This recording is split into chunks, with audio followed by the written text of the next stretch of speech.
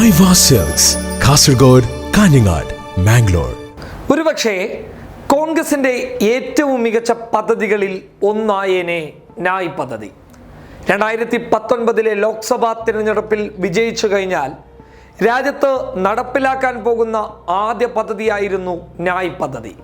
ന്യായ് പദ്ധതിയെക്കുറിച്ച് പൊതുജനങ്ങൾക്ക് കൃത്യമായി മനസ്സിലാക്കാൻ സാധിക്കാത്തത് കോൺഗ്രസിന്റെ വലിയ പരാജയമായി നമുക്ക് കണക്ക് കൂട്ടാം. കാരണം പൊതുജനങ്ങളിലേക്ക് ന്യായ് പദ്ധതിയെക്കുറിച്ചിട്ടുള്ള വ്യക്തമായ വിവരങ്ങൾ നൽകാൻ കോൺഗ്രസിന് സാധിച്ചിട്ടില്ല എന്നതാണ് ഏറ്റവും വലിയ സത്യം. അത് വ്യക്തമായി തിരിച്ചറിഞ്ഞിരുന്നുവെങ്കിൽ എല്ലായിടത്തും കൃത്യമായ നേട്ടം കൊയ്യാൻ കോൺഗ്രസിന് സാധിച്ചേനെ. എന്നാൽ ഈ പദ്ധതിയെ പൊതുജനങ്ങൾക്ക് മനസ്സിലാക്കി കൊടുക്കണം.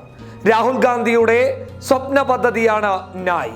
അതിന് ന്യായ് നടപ്പിലാക്കാൻ ഒരുങ്ങുകയാണ് ഛത്തീസ്ഗഡിലെ ഭൂപേഷ് ബാഗേൽ സർക്കാർ.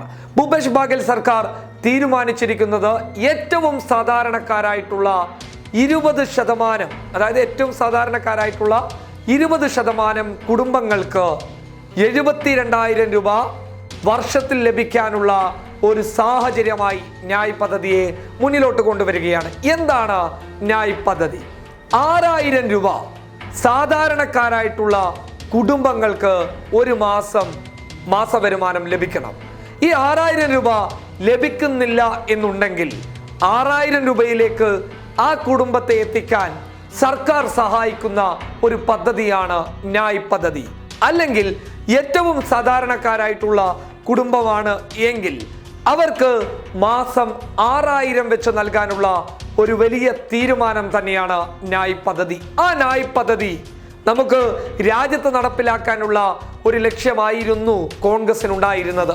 എന്നാൽ അത് പാടെ തകർന്നു പോയി. കോൺഗ്രസ് വലിയ പരാജയം ഇന്ത്യയിൽ ഏറ്റുവാങ്ങുകയുണ്ടായി. എന്നാൽ ഈ പദ്ധതി പരിപൂർണമായിട്ടും ഛത്തീസ്ഗഡിൽ നടപ്പിലാക്കാനുള്ള ഒരുക്കത്തിലാണ് നിലവിൽ കോൺഗ്രസ് ഉള്ളത്. അതിന്റെ ഒരു തുടക്കം എന്ന രീതിയിൽ ഭൂപേഷ് ബാഗേൽ ഈ വിവരം മാധ്യമങ്ങളോട് തുറന്നു പറഞ്ഞിട്ടുണ്ട്. ഈ പദ്ധതി മുന്നോട്ട് വന്നു കഴിഞ്ഞാൽ വലിയ നേട്ടമായിരിക്കും കോൺഗ്രസിന് ഛത്തീസ്ഗഡിൽ ഉണ്ടാവുക. എന്തായാലും രാഹുലിന്റെ സ്വപ്നം യാഥാർത്ഥ്യമാക്കാൻ ഭൂപേഷ് ബാഗേൽ മുന്നോട്ട് വന്നത് വലിയ കയ്യടിക്ക് വകുപ്പുണ്ടായിരിക്കുകയാണ്. News desk public Kerala.